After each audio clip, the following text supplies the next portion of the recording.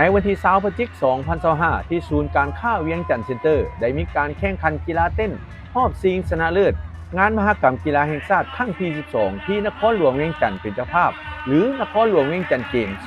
2025กีฬาเต้นแม้นเป็นครั้งทมิตรที่ถูกบรรจุเข้าในกีฬาแห่งชาติครั้งนี้โดยมีการชิงไซกันทั้งหมด3เหรียญทอง3เหรียญเงินและ6เหรียญทองใน3รายการแข่งขันคือประเภทชายแบล็กกิ้ง1-1ประเภทคู่ผสมยิงชายฮิปฮอปดับเบิลและประเภททีมผสม4หญิง3ชายฮิปฮอปทีม